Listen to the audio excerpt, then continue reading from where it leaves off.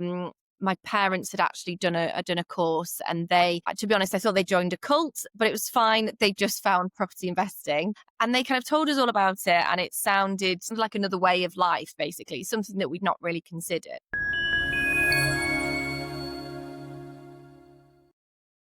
Welcome, everyone. My guest today is Natasha Collier. She's the founder and director of Dressing Rooms Home Staging.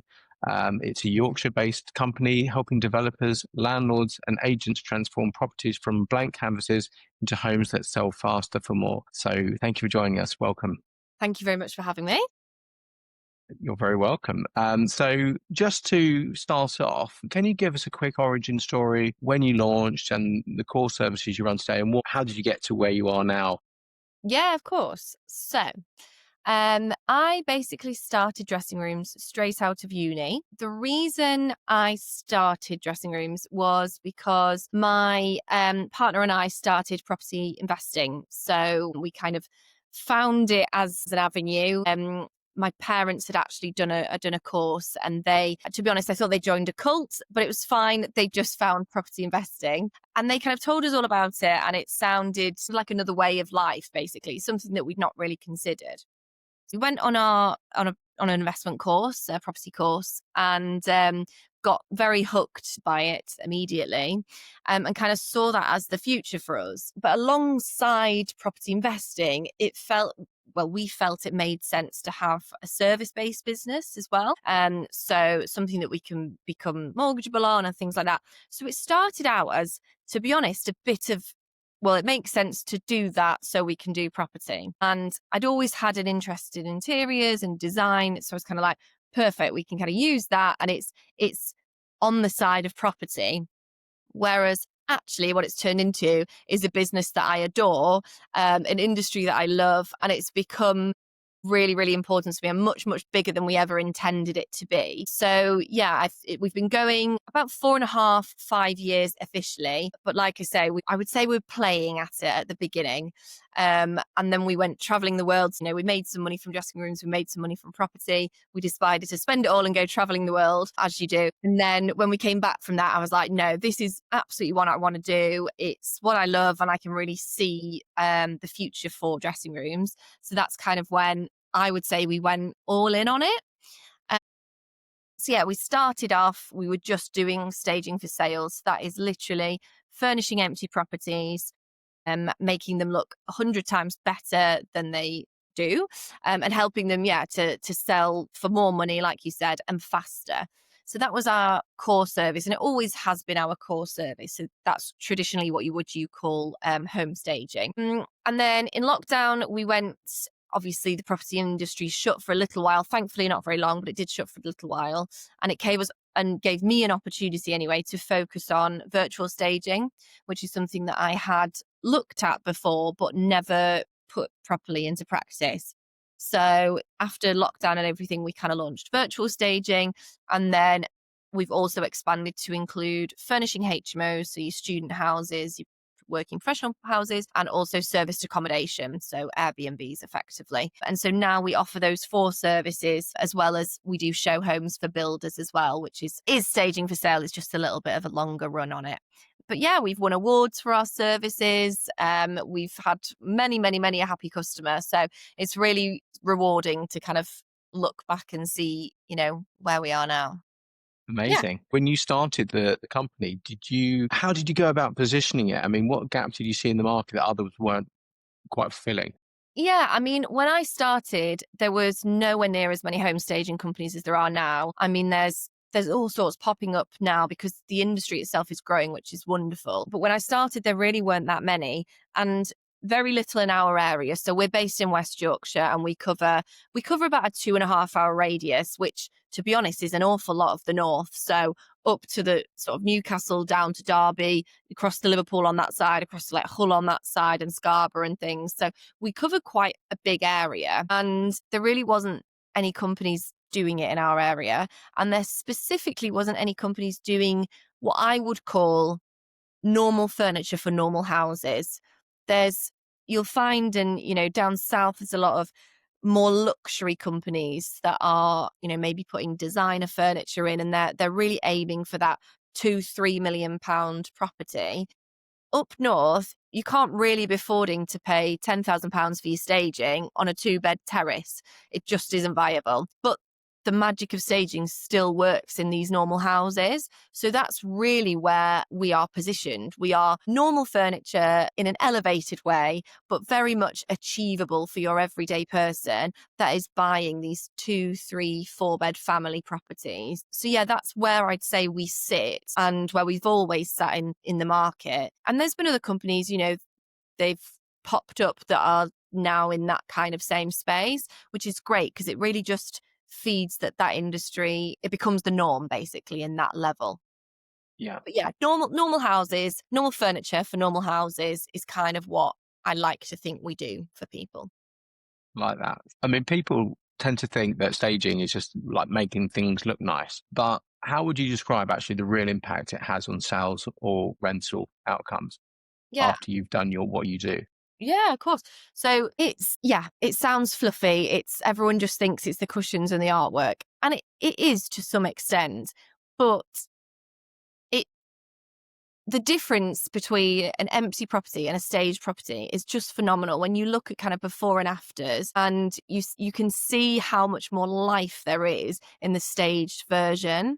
I mean, there is so much data behind this. If you, just from your own personal experience or to anyone who's listening, think about when you're looking at an empty grey box with white walls and grey carpet, or you're looking at a show home, which one stands out more to you? And that's really what we're about. So when you put that into kind of financial data, as it were, you're creating a hell of a lot more interest in the property. That interest means more viewings, more demand. More demand drives the price. You're going to have people offering more. They know if there's other viewings happening, they're going to put themselves out there more in terms of what they can go to in terms of the level, especially if you do like a block viewing where they're all crossing over each other. So it's driving prices up. So you're getting a much higher offer in the end. And also that interest that you're creating means it's going to be faster. So the cost that everyone forgets is how long that's sat on the market. What is that costing you in insurance, whether it's mortgaged or if you're paying on finance, or your taxes, everything? That property's just sat there. The quicker it sells, the less of those holding costs you have. So, and also the longer it sits on the market with kind of empty photos, it just sits and people will, oh, I've seen that one, and they never really consider it again. So you put it on the market with a bang at the beginning by staging it, and it's just that initial buzz and excitement, and that's what drives the higher prices and the quicker sales. And the way that it helps in terms of a tricky property, because that's kind of great, that's your golden standard of property, what I've just described there to you. The houses that are trickier, maybe that's an unusual plot type, or it's got a slightly smaller room or whatever, people have no imagination. They can't see the space for what it could be. So if you say to them, yeah, it's 2 double bedrooms, but it's not immediately clear, they're just going to assume that no, it's 1 single and 1 double, or no, actually that's going to be a study because I can never see a bed fitting in there. But staging takes those question marks away from that. It shows them immediately. You walk in, oh yeah, great, there is all this space. Mm. Contrary to popular belief, rooms look bigger staged, they look bigger furnished because you can sort of see the scale of what you're looking at. If you're just looking at Yeah. a picture of an empty room, you can't really comprehend in your head what that translates to. Mm, And that's really why this bracket of kind of normal houses, that's why they benefit so much, because they've got the smaller rooms. They've got the kitchen diners where there's a bit of space for a dining table, but again, it's not immediately obvious. So Mm. they really do benefit from from staging, showing what it could be. Mm. But yeah, so I think all of these factors, I mean, it is about appearance, of course it is, but it's what that appearance translates to people. And if they've got an emotional connection, they're willing to jump through more hoops. I mean, like I said at the beginning, we invest in property. So we've done plenty of flips, and you can see what happens to people when they're buying a property, because it's painful, right? Like this, it's difficult dealing with solicitors. It's difficult. It's scary. When the solicitor pulls you in and goes, "Oh, by the way, there's this electrical line running under here, or there's this pipe running under here," you immediately panic. That might be perfectly normal for your area. Or they go, there's a high chance of subsidence because there's a mining. It used to be a mining area. And yes, of course, you need to pay attention to these things, but they're also covering their back massively. So they have to tell you every single tiny thing. And if you're a first time buyer, that's really scary. So it would be so easy for you to pull out and go, like, it's not for me, this. But if they're emotionally connected to the property, and staging helps create that emotion, creates that lifestyle that they're connected to, then they're more willing to jump through these hoops, to stick with it. They fell in love with the property. So they'll suffer through whatever challenges, whatever paperwork comes up. So yeah, that's kind of another level that it's hard to measure and quantify, but it's definitely there. Yeah, yeah. The problem is a lot of people just don't have the vision. They see an empty space, they look at it and just go, "Well, I don't know." And even when they see it in person, they just don't have the imagination to go, "Oh, what would that look like?" So at least with what you do, you take all the question marks away, so that people can go, "Oh, do you know what? Actually, I know that bed's there, but my bed would go and the wardrobe would go there. I understand now the concept of space and proportions." When you've got a property that isn't brand new, so it's not just been refurbished, maybe Mm, it's an ex rental, for example, that isn't going to be absolutely all singing or dancing perfect when it's been lived in, as an ex rental, for example. And if you leave it empty, any of those little blemishes are going to be the only thing that someone sees. But if you stage it, what we normally say with an ex-rental, and if you give it a coat of paint, maybe it needs new carpets, a small level of kind of just tarting up, plus staging, that's going to give it a whole new wow factor rather than trying to sell it the day after the tenants have walked out. Because yes, okay, it's not brand new. The skirtings might, not be absolutely glistening perfect. But are you looking at the skirtings when you've got artwork on the walls, when you've got the dining table and the sofa, and you're immediately going, cool, that's where I'm going to sit and eat my breakfast every day? You're not looking at things in the same level of intensity when it's staged and your eye is drawn to the exciting parts of the house. And that's what we're doing. We're drawing your eye to the good parts of the house and we're selling it in its best light. So yeah, it helps with not just your brand spiking new stuff, but also some of the ex rental style things as well. yeah, yeah, absolutely. And so you mentioned before about introducing virtual staging. Yes. How has that developed since? I mean, and with the introduction of AI becoming a lot more mainstream now, how has that changed what you're doing with virtual staging? Yeah, so when we launched virtual staging, AI was, something that was in films. And so effectively what it is for anyone who's not sure is you send us photos of your empty rooms. We will digitally edit them to make them look furnished, and then we'll give them back to you. And that helps with marketing. The photos are so much more attractive. It helps sell that lifestyle and it helps show the space off again. So the way we currently do virtual staging, there is a real person. It's either me or my apprentice that's designing the house, which I think is crucial because a lot of these apps, or obviously with ChatGPT, there is no person there. So you're missing out on that step. And if you're not a designer yourself, how do you know what prompts to give it? How do you know what looks good enough Mhm. to be able to give that a good enough feedback? So, because that's really what we're competing with at the moment is kind of chat GPT images where people are putting a loose prompt in and it spits something back out. So that's really the competition at the minute. Obviously, as it's always evolving, that's going to get more intelligent and it's going to understand the market more. It's going to understand when you say you're from the UK that that's different to the American kind of style. So it will evolve and we'll have to see how that goes.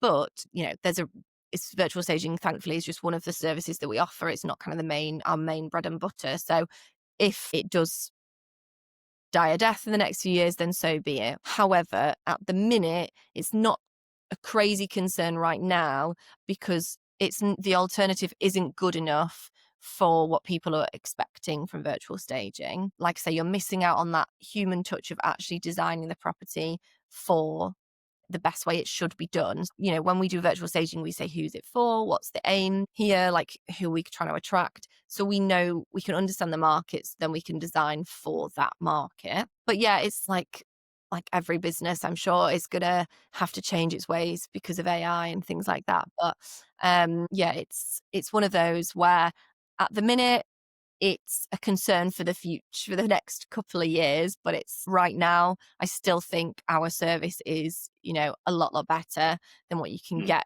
by DIYing it. But yeah, I'm sure we'll have people play around with their own stuff. I'm sure we'll see agents kind of try to bring it in house and play around with it. But you know, had a call the other day actually from a builder that does loads of show home, well, loads of new build sites, and they do show homes as part of that. And because they do loads, they do them all over the country. So they use agents local to the area that the houses are in. And some of those agents have their own virtual staging service. And she said some of the virtual staging they've had back has been terrible. It's gone online on their website because it's not been properly checked. And the director has phoned them up and said, get that off of our website right now because it looks terrible. And Yeah. I was chatting to her saying, yeah, was it not very scaled? She said, not scaled at all. You know, you had sofas that were as small as the skirting boards, like just stuff that I see all the time. And that's why we have a human doing it, because we are scaling things accurately. We are Mm. making sure that it shows off the room realistically as well. Yeah. So Yeah. that's still, you know, what people are, as an alternative to us, is that, or trying to DIY it yourself with the chat GPT style. Mm. So I think we're okay at the minute, but like I say, I'm not relying on it to feed my family over the next 10 years. Absolutely. So I can imagine awareness is still a bit of a challenge, when it comes to a traditional estate agents, and typically property market is a little bit slow in adopting technology. So a lot of people have been in it for a very, very long time. So what's working best for you to help people understand the real value of what you're doing? It's showing, it's giving them, to be honest, the best way of showing people how good it is to be able to work with them on a property. Mm.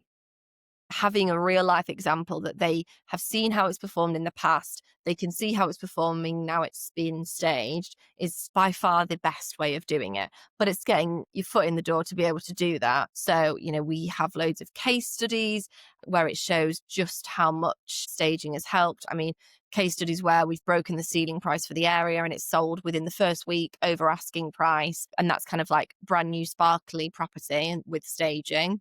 We've got cases where we did a property this summer where it was on the market, it went on the market at the end of January. It had zero interest, zero offers. We staged it in May, I think.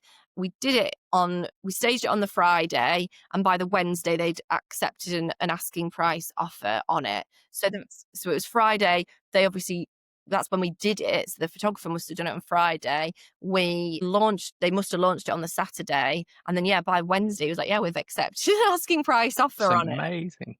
That's an And that, incredible case study. yeah, it's unbelievable, isn't it? And it literally been sat empty and just ignored, basically. And I think it's because it had an extra space. It kind of had a kitchen diner and a lounge that was open with stairs. So people couldn't see the vision because the stairs came into the lounge. And then it also had this extra area in the like lower ground floor as well. So it was a little bit of an unusual layout, which is probably why people struggled initially. But as soon as we staged it, it honestly looked unbelievable. And yeah, the proof is in the pudding. We did another one recently where it was an ex rental. It was quite tired, to be honest. In an ideal world, it could have done with new everything, but there wasn't the budget for that. So they did a lot of painting, new carpets, kind of cleaning and tidying up bits, and then we staged it. And that the difference that made was unbelievable. And yeah, that sold for asking, I think in the first 3 weeks or something.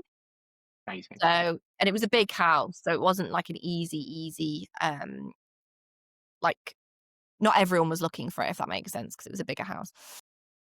Yeah, they'd given it a go selling before they'd put tenants in the last time and nothing had happened. So it works, and there's proof, and there's so many case studies. You speak to any staging company, they'll have so many that they can sort of show you. And just looking at the before and afters, when you see, I'm not the best at it because I'm a bit forgetful when I'm in a rush, but we always try and take pictures when we arrive at a property so that we can literally go, here's the angle before we did it, here's the angle after, which makes for lovely before and afters, and it really does show the difference. But yeah, it needs, I think there's a lot of estate agents that are in the family, as it were. So it's kind of been Mm. passed down and passed down. And this is how we've always done it. This is how we've always done it. And yeah, that's great that you've got that confidence in the systems that you use.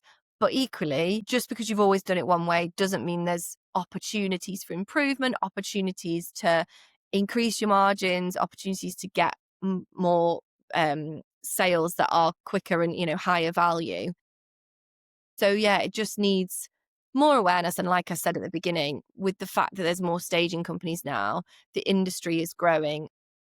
Staging is becoming more of a normalized thing. So we will get there. Um, it's just sometimes like banging your head against a brick wall sometimes. Yeah, I can imagine. And you mentioned scaling and eventually sort of stepping back from doing everything yourself. So what's been sort of the hardest part of how to navigate that, Yeah. and what's helping you sort of move through that process right now? So the hardest part is that I am the most perfectionist person ever. So letting go personally is tricky. As much as I love and trust my designers that work for me, I've always enjoyed being at the properties and I enjoy seeing that project come to life. So to take that away is a shame. However, that is something that we are doing. I'm working with a coach at the minute who's fantastic. And yeah, she's helping me let go and introduce more team members and kind of give them the training that then means that I can trust that they're just going to execute it just as well as I do. And I mean, don't get me wrong, there's plenty of times when I've not been on a stage and it's gone brilliantly. And, the clients have always come back to me and said how wonderful the team have been and were on the day. But yeah, it's just, I think when something's been your baby, something that you've really, I've built up an amazing kind of reputation in the industry. We've got like 40 odd 5-star reviews. We've never had a bad word. Like, it's when you've created that such, I'm very proud of, it's then quite hard to then just trust everyone else to just do it for you. Yeah. However, that is what we're doing. We are growing, we are expanding. The teams are getting the training that they need to then be able to go out and do it exactly how I would do it. So that is the plan. And yeah, looking to do more serviced accommodation, more keep going with the staging for sale that we've got, do more HMO stuff as well. Particularly kind of passionate about the serviced accommodation and HMO side of things because I invest in property. I think that we offer something that not every company does, in the sense that we are very much combining design, but from a practical point of view. So we're not just saying, this is what's on trend at the minute, go and do that. We are actually kind of coming at it from a very property investor mindset of, what's the ROI on this? Is this worth doing? Is this going to be a pain in the bum in 2 years' time when it's out of fashion? And are your tenants going to look after this? Is it easy to maintain? Those kind of questions, as well as the design side, which I think is very important. So yeah, we will be expanding the teams, and that means that we'll be able to do more of the kind of service accommodation HMO design side as well. It should free up my time to do that. That's the plan. Excellent. And so, when you're thinking about the next sort of 12 to 18 months, Yeah. what's the big focus for the business now? Because you mentioned a few things that that are going on. So the main focus of the business is me stepping back as much as possible, and that is to be able to let the teams go on a lot of the installations so that we can continue to bring in more business. Obviously, the way that the business works and most staging companies work is that they own an amount of stock, and then that keeps going out into different properties and keeps coming back. So obviously we want to keep that stock as fluid as possible, keep it going, keep it moving out into properties. And we want to help them sell as much as they can. The best result for me is that it sells quickly. We get the stuff back, we get and go and put it in another property, and it helps their property. And that's the idea. And yeah, alongside that, like I say, is doing more of the serviced accommodation stuff. So we've done plenty, but it'd be nice to keep building that side of things. It gives my designers a bit of an outlet because we kind of help more with kind of feature walls and colors and things like that.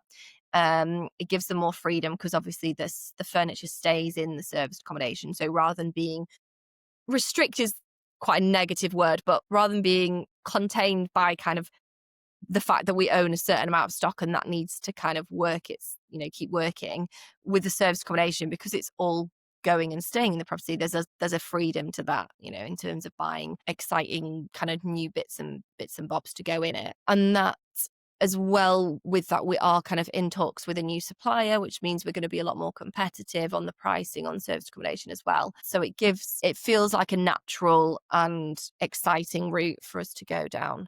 So super exciting, and I'm really really excited to hear about what's going to happen over the next sort of 12 months for you, because it sounds like you've got some brilliant things happening. Thank you. Yeah. Or I'll burn out and then you'll never hear Yeah. from me again. Yeah. I hope that's not the case. I'm sure it won't be. But Natasha, honestly, this has been brilliant. Thank you so much for sharing the story, and I wish you every success for you and your business. Well, thank you ever so much. It's been really fun. Thank you very much for having me. And Thank you. yeah, thank you for that.